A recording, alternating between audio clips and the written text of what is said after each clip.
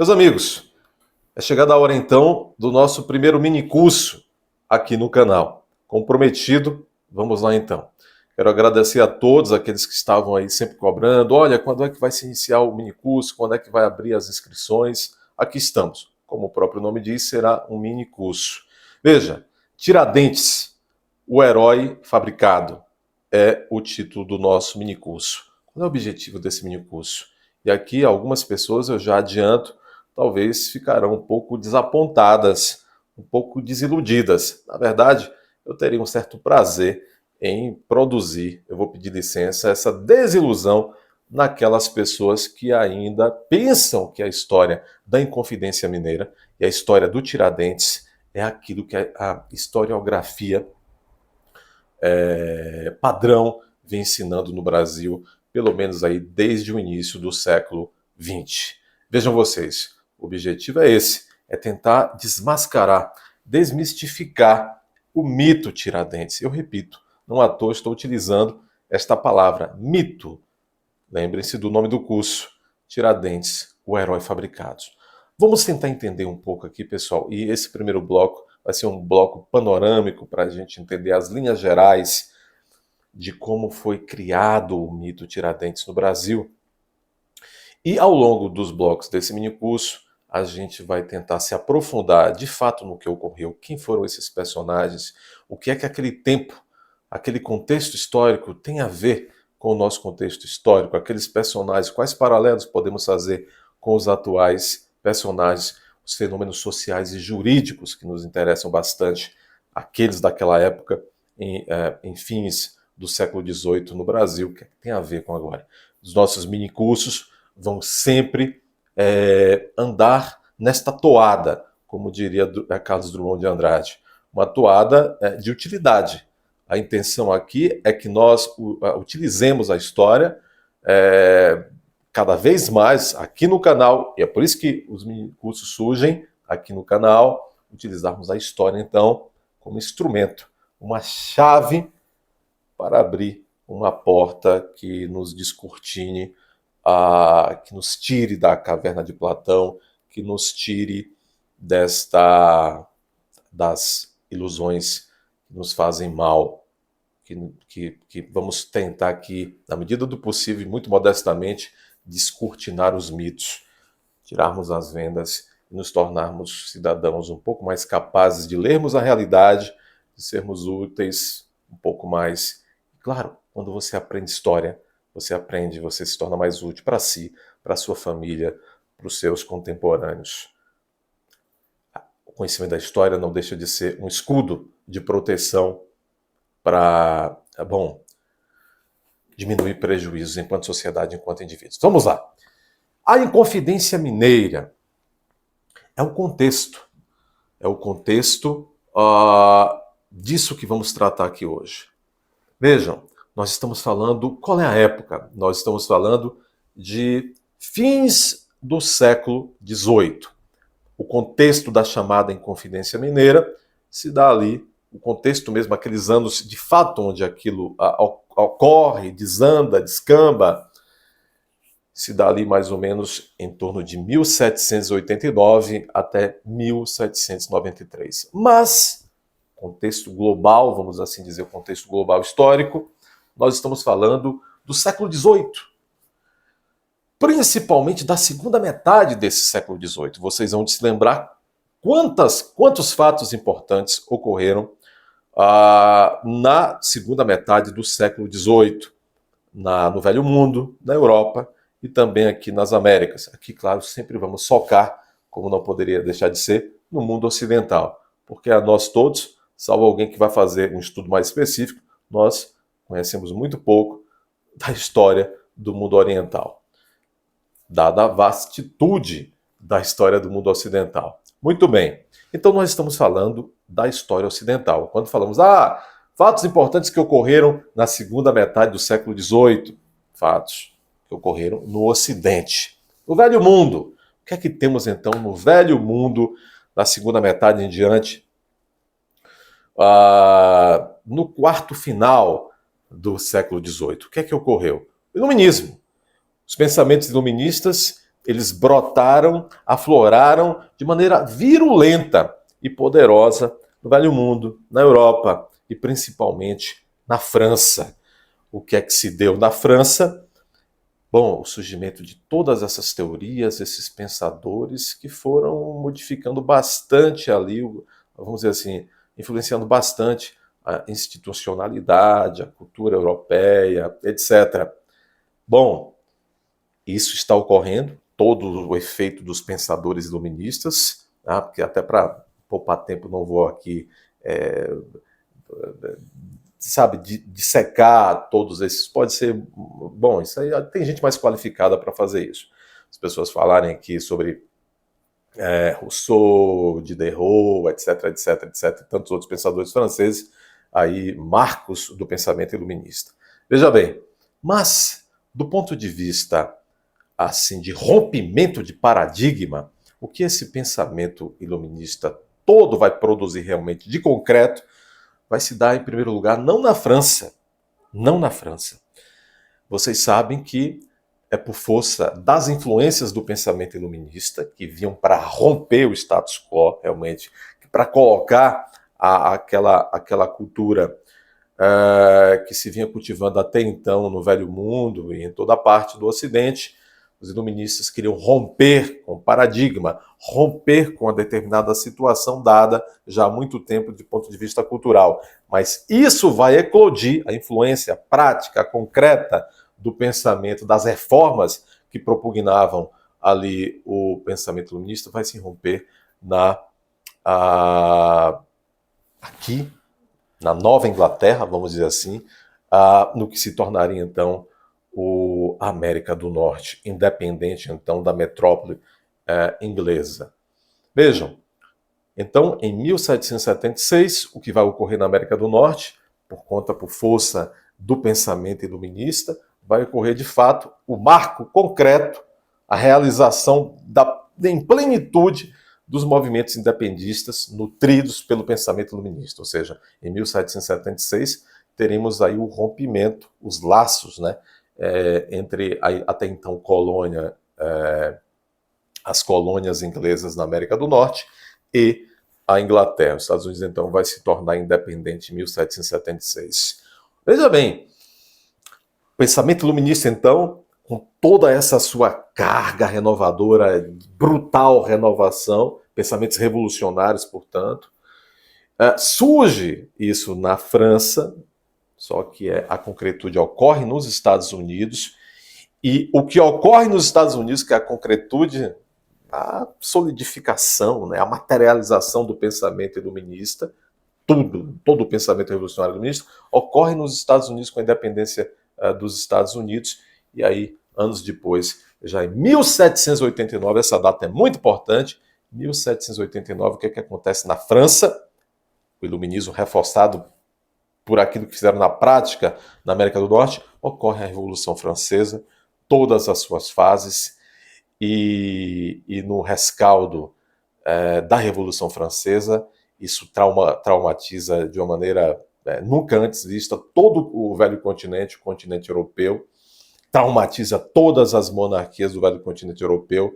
A França, então, muda abruptamente a sua forma de governo, a sua forma de gestão, a sua visão cultural e tudo mais. Veja, 1789, é tudo isso que está ocorrendo na Europa, está vamos dizer assim, um movimento arrebatador de mudança, de revolvimento, né?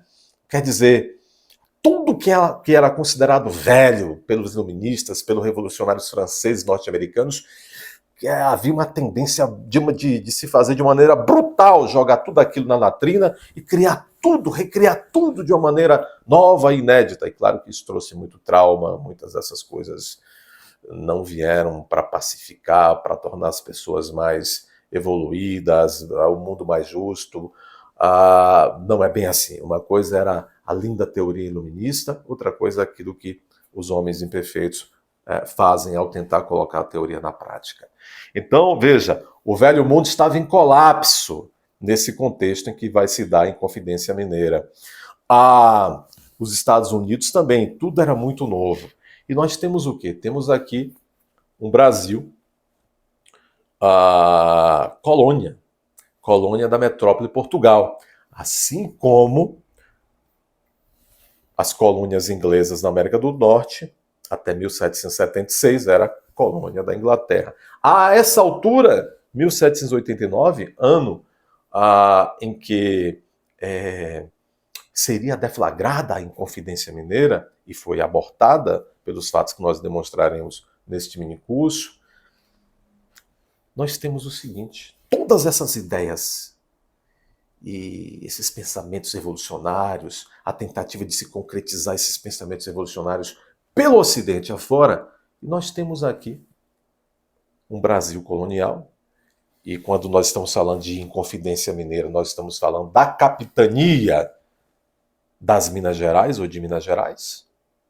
Basicamente, nós estamos falando daquele entorno, daquele núcleo ali de Vila Rica, hoje Ouro Preto, e aqui nós já nos situamos. Nos situamos, então, no mundo. O que é que está acontecendo no mundo nesses fins do revolucionário, impactante, traumático século XVIII? Nós já sabemos o que ocorria no mundo e no Brasil. Estamos nos situando. No Brasil, o que tínhamos era isso. Uma metrópole portuguesa, que se nutria basicamente, do ponto de vista das finanças, se nutria aqui do Brasil daquilo que se produzia de riqueza na capitania de Minas Gerais, sobretudo na região de Vila Rica, porque nós estamos naquele ciclo, no ciclo da extração, da exploração mineral, do ouro, dos diamantes e principalmente do estado, então capitania das Minas Gerais. Pois bem, então, insatisfeitos que estavam, e nós estamos falando aqui, temos que deixar bastante claro, a Inconfidência Mineira foi um movimento elitista. Não foi um movimento. Inconfidência vem de quê? Inconfidência vem de traição. O inconfidente é aquele que quebrou a fidúcia, ele quebrou a confiança, ele colono, ele da colônia, é quando a colônia, então, ou a capitania de Minas Gerais, ou a elite, ou a parte da elite da capitania de Minas Gerais, quebra a confiança, ou seja, se torna inconfidente, quebra a confiança da metrópole, quebra a confiança junto à Dona Maria I, a Dona Maria I de Portugal, então a rainha. Então nós temos isso daí. Bom, o que aconteceu em Portugal nas últimas décadas que antecederam a Inconfidência Mineira? Aconteceu o seguinte: Portugal tinha passado ali em fins da década de 1950, de 1750, tinha passado por um momento muito traumático que foi o terremoto, o grande, como eles falam, o grande terremoto de Portugal. Para Portugal, algumas cidades, exemplo de Lisboa, ficaram destruídas. Então, o Marquês de Pombal endividou Portugal na tentativa de reconstruir a infraestrutura de Portugal, que acabara muito danificada. Com isso, aumentou-se os impostos.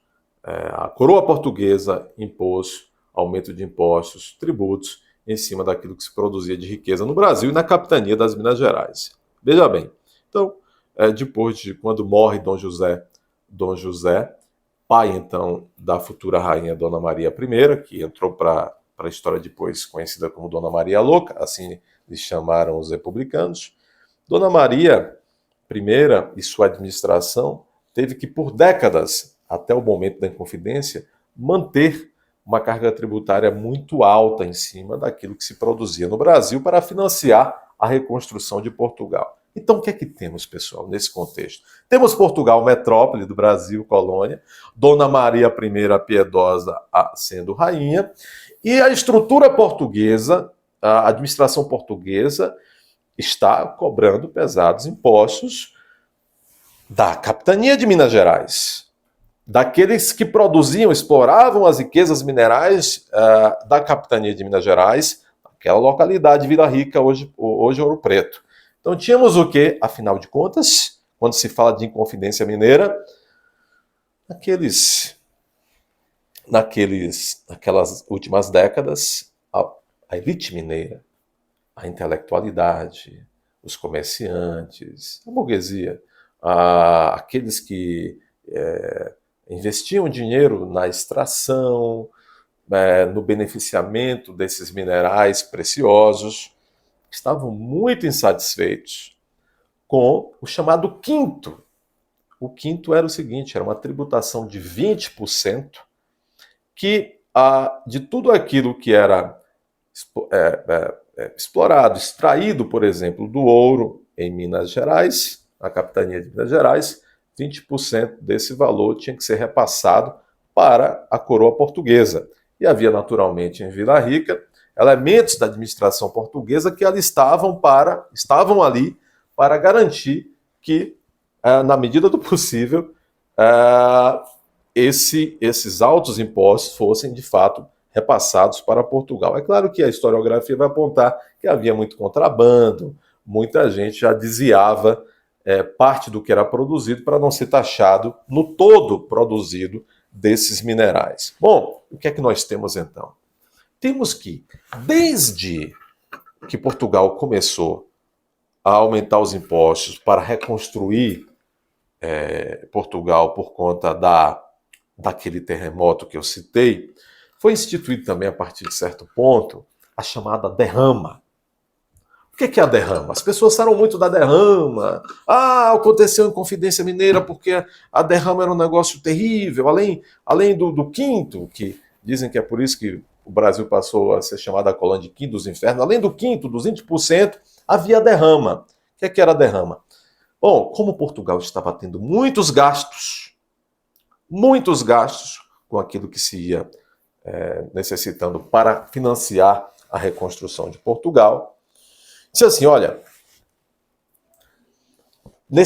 o imposto à tributação sobre a produção do ouro, vamos lá dizer, é de 20%. Agora, a extração do ouro está diminuindo, porque o mineral está ficando escasso. Então, muitas vezes, esses 20% naquela cota anual não está mais dando conta de suprir aquela necessidade financeira daquele ano de Portugal. No ano em que os 20% fossem significantes, não atingindo aquela cota prevista por Portugal, naquele ano, Portugal podia decretar a chamada derrama. E o que vinha a ser essa derrama? Significa que, além dos 20% cobrado, a coroa portuguesa podia determinar o confisco de alguns bens de algumas figuras ali da região da Capitania das Minas Gerais. Agora, a bem da verdade, a tal da derrama ocorrera pouquíssimas vezes. Alguns historiadores apontam que, na verdade, essa derrama, ou seja, além da tributação anual de 20%, o confisco de bens para complementar os 20% que ficaram aquém do necessário para Portugal, só teria ocorrido uma vez em toda a história do decreto da derrama. E só que tem um problema. Nos idos de 1789, falava-se a boca pequena que no final daquele ano, e nós estamos falando de abril, foi onde a coisa foi deflagrada, o abortamento, vamos dizer assim, da Inconfidência Mineira, falava-se que para fins daquele 1789, iria se decretar a derrama, ou seja, confisco de bens ali de habitantes da Capitania de Minas Gerais. Agora, essa é a história oficial. Na verdade, tem uma primeira história oficial que nós vamos aprender nesse curso, que é o mito, é parte do mito que os republicanos vão criar lá depois de 1889. Qual é o mito? O mito é que o povo representado, a Inconfidência Mineira dos livros didáticos sem qualidade nenhuma da nossa escola de todo dia, que nos deseducam nossos filhos, nossos netos, nossas gerações. História oficial, para ir encerrando esse bloco. A Inconfidência Mineira foi um movimento orgânico de insatisfação dos mineiros heróicos, capitaneado por um homem do povo, o Joaquim José da Silva Xavier Tiradentes. Tiradentes era o homem do povo que liderava. Havia outros inconfidentes, alguns figurões da elite, mas Tiradentes capitaneava uma Inconfidência Mineira, um movimento heróico pela liberdade do Brasil, em detrimento da metrópole Portugal. Não é bem assim. E hoje nós já sabemos, nós vamos trabalhar isso aqui logo mais nos outros blocos. Está longe de ser isso. E que Tiradentes, então, foi traído por um delator e que todo o movimento veio abaixo. Não é bem assim. Mas há também, esse é o mito principal, mas há um segundo mito, que a capitania de Minas Gerais teria se revoltado por conta, então, da tal da derrama. E aí nós imaginamos com os nossos professores fracos ou mal intencionados de histórias, ou os nossos livros fracos ou mal intencionados, que, de fato, e a carga tributária era de 20%, não era uma carga tributária baixa, embora a nossa carga tributária atual no Brasil é de 35%, ninguém reclama. Mas os livros de história contam o seguinte, olha, era uma carga tributária de 20%, ainda tinha a tal da derrama. Passa a impressão de que a derrama ocorria todo ano, e que em 1789 ninguém suportava mais e queriam se livrar, não tinha mais jeito, era um colapso. Ou era isso ou era um outro colapso. Também não é bem assim. Hoje, com, de fato, a historiografia mais aprofundada, sem ideologismos, a historiografia mais moderna, mais científica, de fato, com menos patrocinadores, de fato. Hoje já se sabe que não era um movimento popular, liderado por um popular Tiradentes, querendo libertar todos os brasileiros, não é bem assim, e também não foi um movimento da elite visando libertar a todos da capitania de Minas Gerais, porque todos eram muito açoitados pelos impostos pela derrama. Não. O que se verifica hoje é que, de fato, a capitania de Minas Gerais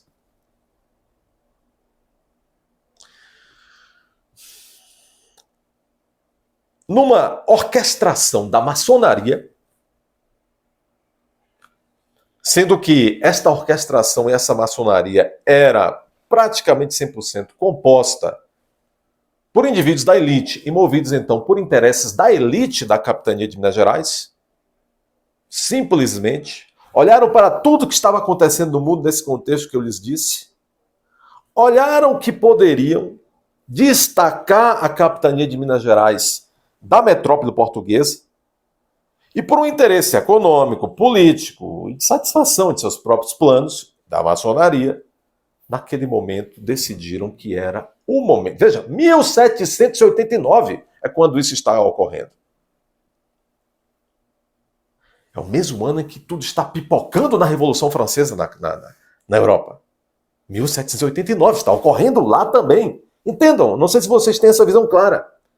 A Inconfidência Mineira foi orquestrada para ocorrer a revolta e o levante e a revolução e a independência de Minas, de Portugal, foi orquestrada para ocorrer naquele ano de 1789, mesmo ano em que está ocorrendo e ocorreu a Revolução Francesa. Então, havia, pessoal, embora não tivesse internet, embora não tivesse tudo isso que se tem hoje de tecnologia, mas na medida do possível, havia um trânsito, sim, havia um intercâmbio de ideias e de informações vindas da Europa. O pensamento revolucionário estava já entranhado no Brasil, não só na capitania de Minas Gerais, que é onde nasce aqui esse movimento, mas em outros pontos, inclusive na capital do Império de então, no Rio de Janeiro. Então, aqui, a elite da capitania de Minas Gerais, a elite brasileira, não está alheia, não está desinformada quanto a esse contexto que ocorrera lá na América do Norte, que está ocorrendo com sucesso lá na França. A historiografia aponta, inclusive, que líderes dessa frustrada Inconfidência Mineira mantiveram contatos permanentes com medalhões que fizeram a Revolução Americana, que fizeram lá a Independência Americana. Os contatos eram muitos. A minha visão enquanto estudioso e baseada na visão de historiadores sérios que se debruçam sobre isso o tempo inteiro nas suas vidas, hoje eu compartilho da seguinte visão. O que ocorreu, ou o que se tentou fazer ocorrer em Minas Gerais em 1789, ali, o que se tentava fazer por meio da Inconfidência Mineira, que fora frustrada, era um levante separatista, simplesmente porque a elite mineira de então, verificando o contexto do que estava ocorrendo para e passo na Europa e também aqui na América do Norte, verificou-se que era hora sim, que era oportuno sim, separar Minas Gerais da coroa portuguesa e tentar ser independente, declarar Minas independente. Era, segundo o pensamento deles naquele momento, era mais útil, era mais interessante, era mais rentável Minas se tornar uma nação, vamos dizer assim, independente. Então vejam bem, para finalizar este bloco, não se tentava lutar pelas liberdades do povo, como se alguns incautos até erram também quando pensam que a Revolução Francesa se visava a liberdade, igualdade, fraternidade entre todos do povo. Não. A meu ver, se tiver historiadores aí, vocês podem discordar, que se estava em curso ali naquele abril, até aquele abril, que é quando é frustrada a Inconfidência Mineira, abril de 1789, na capitania de Minas Gerais, em Vila Rica, se buscava concretizar os ímpetos e os desejos de uma elite maçônica da capitania de Minas Gerais. É claro, já se sabe hoje. Havia ali esse alferes, o Joaquim José da Silva Xavier, que tinha assim, uma ligação também com a maçonaria, usado como bode expiatório, depois como vamos verificar e tudo mais. Então, é isso que está ocorrendo nesse momento, aí em idos de abril de 1789, na capitania de Minas Gerais. Tudo está sendo encaminhado, e de maneira bastante oportunista, porque eles planejaram. Todo o movimento já vinha sendo orquestrado para ser deflagrado, segundo conta os autos de devassa, que é o gigantesco processo que a coroa portuguesa abriu contra todos os inconfidentes. Tudo estava sendo planejado. Se planejava deflagrar a Revolução, a Inconfidência Mineira, naquele ano de 1789, meses depois de abril. Por quê? Porque se esperava que fosse decretada a derrama, o confisco de bens de alguns habitantes de Vila Rica, inclusive pessoas do povo, naquele 1789. Então os inconfidentes planejaram, olha, vai ser decretada a derrama, o confisco de bens, além dos 20% de impostos, em 1789. Quando Portugal decretar de fato e confirmar a derrama e começar a executar a derrama, a gente dá início ao levante. A gente aperta o start do levante e o povo, é um movimento elitista, mas aí o povo e a sociedade da capitania de Minas Gerais vai nos apoiar. Todos virão conosco e nós partiremos para uma batalha dura contra Portugal. Bom, nos próximos blocos nós vamos tentar entender um pouco melhor dessa situação, desse contexto da derrama. Vamos tentar entender um pouco melhor se estavam blefando ou não estavam blefando. Vamos avançar um pouco entendendo mais detalhes dessa Inconfidência Mineira, do seu contexto e de seus personagens. Até já.